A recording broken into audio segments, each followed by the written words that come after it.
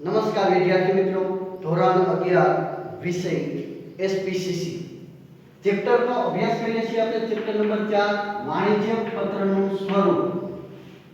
આપ સૌ જાણો છો કે વાણિજ્ય પત્રનું સ્વરૂપ વાત સાચી, પણ વાણિજ્ય પત્રને કેટલા પ્રકારે મૂળવી શકાય? તો કે 3 પ્રકારે મૂળવી શકાય. અને એ 3 પ્રકાર એટલે કે એક પત્રની શૈલી, બીજો પત્રનો બાહ્ય દેખાવ અને ત્રીજું પત્રનું સ્વરૂપ. સમજાણું? એક શૈલી, બીજું બાહ્ય દેખાવ અને ત્રીજું પત્રનું સ્વરૂપ. આ 3 પ્રકારે પત્રને મૂળવી શકાતા હોય. પત્રની શૈલી વિશે અભ્યાસ કરી ચૂક્યા છીએ. પત્રના બાહ્ય દેખાવ વિશે પણ આપણે અભ્યાસ કર્યો છે. કાગળની પસંદગી, ટાઈપિંગ, હાંસિયો, ગળી કે સળ, પરબીડિયું, પરબીડિયા પરનું લખાણ. અને હવે તમે ભણો છો ચેપ્ટર નંબર 4 વાણિજ્ય પત્રનું સ્વરૂપ. હવે આ વાણિજ્ય પત્રનું જે સ્વરૂપ છે એ સ્વરૂપને 2 ભાગની અંદર વિભાજિત કરવામાં આવે છે. કેટલા ભાગોમાં? 2 ભાગની અંદર વિભાજિત કરવામાં આવે.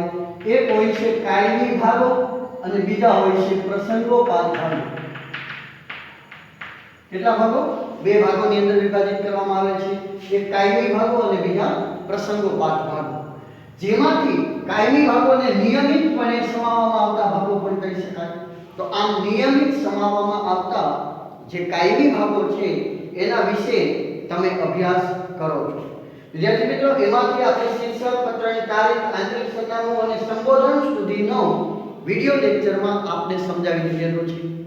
તેમ છતાંય આજે ઝડપથી રિવિઝન કરાવી દઈશ અને બાકીના જે 3 પોઈન્ટ બાકી છે, પત્રનો મુખ્ય ભાગ, શુભેચ્છા, દર્શક, સમાપન અને સહી, એનો આજે તમારે આ વિડિયો લેક્ચરની અંદર અભ્યાસ કરવાનો છે. તમને સભ્યપદનો અર્થ પૂછે તો આવડતો જ હશે, કેમ કે આગળ વિડિયો લેક્ચરમાં આપણે અભ્યાસ કર્યો છે. અર્થ શું થાય? કોઈ પણ વ્યક્તિને આપણે એમ કેવું હોય કે સભ્યપદ મેળવવાનો, અથવા તો અહીંયા વાણિજ્ય પત્રમાં કાયમી સમાવવામાં આવતા ભાગોની વાત કરવામાં આવે તો અર્થ કેનો લખવાનો? તો વાણિજ્ય પત્રનો અર્થ લખવાનો. કેનો અર્થ લખવાનો? વાણિજ્ય પત્રનો અર્થ. જે પત્ર વ્યવહાર કેના માટે થતો હોય? તો કે વાણિજ્ય હેતુ માટે થતો હોય તેને વાણિજ્ય પત્ર વ્યવહાર તરીકે ઓળખવામાં આવે છે. જેમાં વાણિજ્ય પત્રના નિયમિતપણે એટલે કાયમી ભાગોની ચર્ચા કરશું. ચાલો, પહેલું છે શીર્ષક. શીર્ષક એટલે મથાળું, પત્ર લખનારનું સરનામું. એના વિશે તમે માહિતી મેળવી ગયા છો, તેમ છતાંય તમને ખ્યાલ હોવો જોઈએ. શીર્ષકની અંદર 1/5 ભાગની અંદર શીર્ષક લખવામાં આવે છે. લખનારનું વ્યવસ્થિત રીતે સરનામું અને બધું ક્રમ વાઇઝ લખવામાં આવે છે. પિનકોડ પણ લખવા, ફોન નંબર પણ અથવા તો ઈમેલ આઈડી પણ લખવો. વ્યવસ્થિત રીતે મધ્ય ભાગમાં નામ આવે અને બાકીનું કઈ સાઈડ? તો કે જમણી સાઈડ વ્યવસ્થિત રીતે ગોઠવીને લખી શકો, અથવા મધ્ય ભાગમાં વ્યવસ્થિત રીતે ગોઠવીને તમે શીર્ષક લખી શકો. બીજું હતું પત્રની તારીખ. આ પત્રની તારીખ ખાસ યાદ રાખજો. એક પત્રને પુરાવા તરીકે ઉપયોગી તારીખ અતિ મહત્વનો ભાગ છે. તારીખથી મથાળાથી એટલે કે શીર્ષકથી અલગ ભાગ છે, એટલે એક લીટી છોડીને લખવું. તારીખ લખવાની 2 પદ્ધતિ વધુ પ્રચલિત છે. એક અમેરિકન પદ્ધતિ, બીજી બ્રિટિશ પદ્ધતિ. રેડી? અમેરિકન પદ્ધતિમાં કેમ લખાય અને બ્રિટિશ પદ્ધતિમાં કેમ લખાય? તમને ખ્યાલ છે કે એ બંનેમાંથી વધુ પ્રચલિત કઈ પદ્ધતિ? તો કે બ્રિટિશ પદ્ધતિ. બ્રિટિશ પદ્ધતિમાં કઈ રીતે લખાય? પહેલા તારીખ, પછી મહિનો, પછી વર્ષ લખાય. કેવી રીતે? તો કે તારીખની અંદર 24 લખાતું હોય તો તમને ખબર છે 24મી એમ લખવું. 24મી જાન્યુઆરી તો જાન્યુઆરી એમ પૂરું લખવું. અલ્પવિરામ અને 2020 આવી રીતે લખાય. તો આ કઈ પદ્ધતિ છે? બ્રિટિશ પદ્ધતિ. 24મી જાન્યુઆરી અલ્પવિરામ 2020. આ જ રીતે અમેરિકન પદ્ધતિમાં કેમ લખાય છે? તો કે અમેરિકન પદ્ધતિ મુજબ સર્વપ્રથમ શું લખાય? મહિનો લખાય, એટલે કે જાન્યુઆરી પહેલા લખાય. ત્યાર પછી શું લખાય છે? તો તારીખ લખાય છે. તારીખ કેવી રીતે? આવી રીતે 10 બરાબર, સોરી 24મી તારીખ છે તો લખવાનું 24. ત્યારબાદ અલ્પવિરામ જાન્યુઆરી 24 2020. આ રીતે અમેરિકન પદ્ધતિમાં લખાય છે. પહેલા મહિનો, પછી તારીખ, અંતે વર્ષ લખાતું હોય છે. અને બ્રિટિશ પદ્ધતિ મુજબ પહેલા તારીખ, એમાં પણ મી થી લી જી થી જોડીને જાન્યુઆરી, પછી અલ્પવિરામ 2020. આ પદ્ધતિ વધુ પ્રચલિત રહેલી છે. કઈ બ્રિટિશ પદ્ધતિ. આપણે બ્રિટિશ પદ્ધતિ મુજબ જ કાયમ તારીખ લખવાની ટેવ પાડવાની રહેશે. એટલે 24મી જાન્યુઆરી અલ્પવિરામ, આ અલ્પવિરામ પણ ભૂલો નહીં નહીતર અડધો માર્ક જાય. 24મી જાન્યુઆરી અલ્પવિરામ 2020. ત્યારબાદ તમે વિડિયો લેક્ચરની અંદર અભ્યાસ કરી ચૂક્યા છો. એ છે આંતરિક સરનામું. આંતરિક સરનામું એટલે પત્ર મેળવનારનું સરનામું. બરાબર. કઈ સાઈડ લખવામાં આવે છે તો કે તારીખની સામેની સાઈડ એટલે કે ડાબી સાઈડ હાંસિયાની અડોઅડ લખવામાં આવતું હોય છે આંતરિક સરનામું. પત્ર મેળવનારનું વ્યવસ્થિત રીતે સરનામું લખવાનું. ખાસ એ મેળવનારને કઈ હોદ્દો કી હોય તો હોદ્દો લખવો, એનું નામ લખવું. બરાબર. ત્યારબાદ વાત કરીએ તો સંબોધનનો પણ અભ્યાસ કરી ચૂક્યા છો. સંબોધન એટલે નિકટતા દર્શાવે છે. સંબોધન માનવાચક હોય છે. સંબોધનની અંદર એ સર્વપ્રથમ હેલો, ગુડ મોર્નિંગ એવા શુભેચ્છા આપતા શબ્દોનો પણ ઉપયોગ કરી શકાય છે. પરંતુ સંબોધનની અંદર ગુજરાતીમાં વાત કરવામાં આવે તો શું સંબોધન શ્રીમાન, મહોદય શ્રી, શ્રીયુક્ત આવા શબ્દોનો શું થતો હોય છે? પ્રયોગ થતો હોય છે. ત્યાર પછી તમે અભ્યાસ કરવાનો છે આજે પત્રનો મુખ્ય ભાગ. પત્રનો મુખ્ય ભાગ એટલે તમને ખબર છે પત્રનું હાર, પત્રનું હૃદય. આ મુખ્ય ભાગની અંદર કેટલા ભાગમાં? 3 ભાગની અંદર વહેંચવામાં આવે છે. જેને કહેવાય પ્રારંભિક ફકરો એટલે કે પ્રારંભિક ફકરો. બીજાનું તમે શું કહેવાય છે તો કે મધ્ય ફકરો અને ત્રીજામાં અંતિમ ફકરો. આમ 3 ભાગમાં વિભાજિત કરવામાં આવે. પત્રના મુખ્ય ભાગને કેટલા ભાગમાં? 3. પ્રથમ ભાગ, મધ્ય ભાગ અને અંતિમ ભાગ. પ્રારંભિક ફકરો, મધ્ય ફકરો અને અંતિમ ફકરો 3 ભાગની અંદર વિભાજિત કરવામાં આવે. ત્રણેય વિશે ખાસ સમજો. પ્રારંભિક ફકરો જે છે એ દૂત સમાન ગણવામાં આવે છે. કેના સમાન ગણવામાં આવે? દૂત સમાન ગણવામાં આવે. અગાઉ પત્ર વ્યવહાર થયો હોય તો અગાઉ પત્ર વ્યવહાર થયો છે એની શું રૂપરેખા દર્શાવે છે? પ્રારંભિક બાબતો દર્શાવે છે. પ્રારંભિક ફકરો દૂત સમાન ગણવામાં આવે છે. અને ખાસ વસ્તુ યાદ રાખજો, પ્રારંભિક ફકરાની અંદર પત્ર લખનાર છે એ માત્ર ને માત્ર પોતાનો શું આપે છે તો કે પરિચય આપે છે. આમ પરિચય આપતો ફકરો અથવા દૂત સમાન ફકરો એટલે પ્રારંભિક ફકરો. બરાબર છે. મધ્ય ફકરો એટલે શું તો યાદ રાખજો, મધ્ય ફકરો એટલે પત્રનું હાર, હૃદય. મધ્ય ફકરો જે છે એની અંદર પત્ર જે હેતુ માટે લખાણો હોય હેતુ દર્શાવે છે. એ શું દર્શાવે છે મધ્ય ફકરો? પત્રનો હેતુ. એટલે પત્ર જે હેતુ માટે લખાયો છે એ હેતુ, જે પત્રને જે કારણસર લખવામાં આવ્યો છે કારણ, એ બધું કેમાં દર્શાવવામાં આવે છે? મધ્ય ફકરાની અંદર દર્શાવવામાં આવે છે. આ હાર્દ સમાન એટલે મધ્ય ફકરો. આ મધ્ય ફકરાને આધારે તમને માર્ક મળતા હોય છે ખાસ કરીને, એટલે આમાં હેતુ દર્શાવેલો હોય છે. એટલે મધ્ય ફકરાની અંદર વ્યવસ્થિત રીતે લખવામાં આવતો હોય છે. ઘણીવાર મધ્ય ફકરો છે એ મુદ્દા પાડીને પણ લખવામાં આવે. ઘણીવાર કોષ્ટક દોરીને પણ લખવામાં આવે. શું દોરીને? કોષ્ટક દ્વારા પણ દર્શાવવામાં આવે. વિગતસર દર્શાવવામાં આવતો હોય છે. કયો? મધ્ય ફકરો. અને મધ્ય ફકરો સૌથી મોટો ફકરો પણ કહી શકાય. સૌથી વધારે વિગત કેમાં આવે છે? મધ્ય ફકરાની અંદર આવતી હોય છે. જે તમારે બાબતો જણાવવાની છે બધી જ બાબતો હવે તમે કેમાં જણાવશો તો કે મધ્ય ફકરાની અંદર જણાવશો.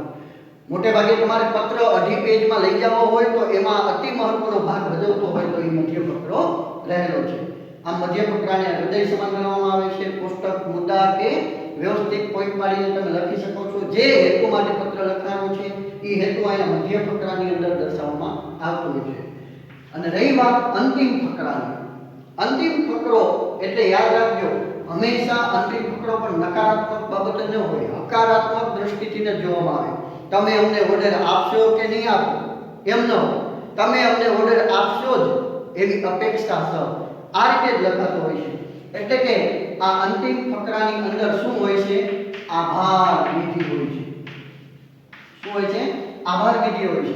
અને ખાસ સંભવિત જે ગ્રાહક વર્ગ હોય છે, કેવો? સંભવિત ગ્રાહક વર્ગ હોય છે એને હકીકતમાં ગ્રાહક બનાવી દેવાની પ્રક્રિયા આની અંદર થતી હોય છે. અંતિમ ફકરાની અંદર ખાસ યાદ રાખજો, કેવો? સંભવિત ગ્રાહક વર્ગ હોય એને હકીકતમાં ગ્રાહક બનાવવાની બાબતોની ચર્ચા આ અંતિમ ફકરાની અંદર થતી હોય છે. એટલે અંતિમ ફકરાની અંદર કઈ રીતે લખાતું હોય છે તો કે અમને અપેક્ષા છે કે અમે ઓર્ડર આપેલો છે તે મુજબ આપ માલ મોકલી આપશો. આ રીતે શું લખાતું હોય છે? અંતિમ ફકરો. ખાસ યાદ રાખજો, અંતિમ ફકરાની અંદર જો વાક્ય પૂર્ણ ન થયું હોય, વાક્ય શું ન થયું હોય? પૂર્ણ કરેલ ન હોય, તો ત્યાં શું માત્ર અલ્પવિરામનો ઉપયોગ કરવો. અને જો વાક્ય પૂરું લખાયેલું હોય તો ત્યાં તેનો ઉપયોગ કરવો? પૂર્ણ વિરામનો ઉપયોગ કરવો. હવે વાક્ય અધૂરું છે એ કેમ ખ્યાલ આવે અને પૂર્ણ છે તેમ કેમ ખ્યાલ આવે? તો યાદ રાખજો કઈ રીતે લખાય. તો કે જો વાક્યમાં લખેલું હોય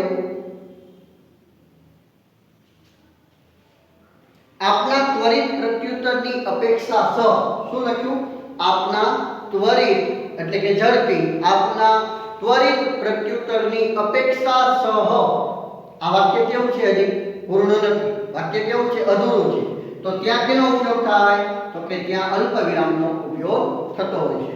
પણ તમે લખો આપના ત્વરિત પ્રત્યુત્તરની અપેક્ષા છે, તો અહીંયા વાક્ય શું થઈ ગયું? પૂરું થઈ ગયું. તો ત્યાં એનો પૂર્ણ વિરામનો ઉપયોગ કરવાનો.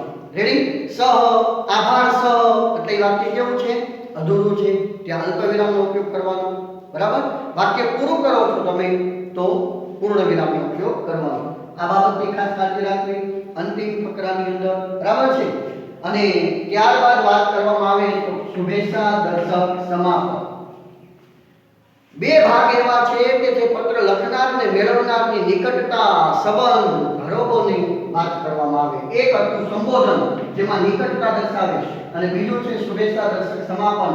પત્ર લખનાર અને પત્ર મેળવનાર બંને વચ્ચેના શું? તો કે સંબંધો દર્શાવે.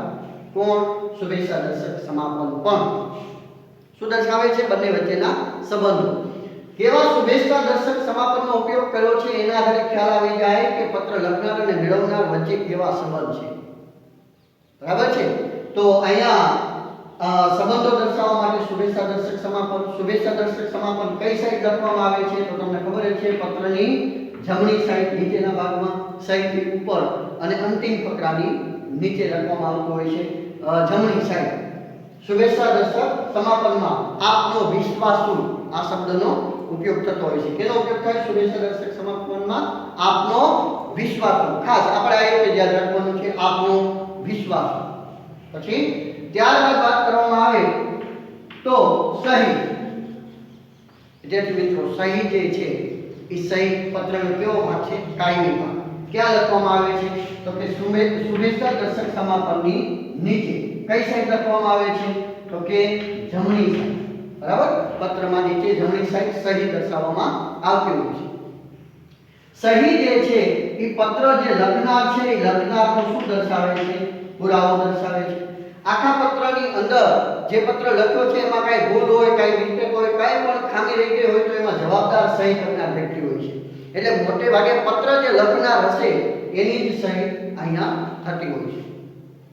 સહીની ખાસ વાત કરવામાં આવે તો સહી છે એ ટાઈપિંગ ન કરી શકાય. શું? સહી છે એ ટાઈપિંગ કરી શકાતી નથી. બરાબર? સહી એક એવું વસ્તુ છે, બીજું બધું ટાઈપ કરી શકાય, સહી ટાઈપિંગ ન કરી શકાય. સહી હંમેશા મોટે ભાગે કેવી હોય છે? તો કે હસ્તાંતરીય હોય છે. યાદ રાખજો, સહી મોટે હસ્તાંતરીય નહીં, સોરી, કેવી હોય છે? હસ્તલિખિત હોય છે. કેવી હોય છે? હસ્તલિખિત. હાથેથી લખેલી સહી માન્ય ગણાય છે, ટાઈપ કરેલી સહી માન્ય નથી.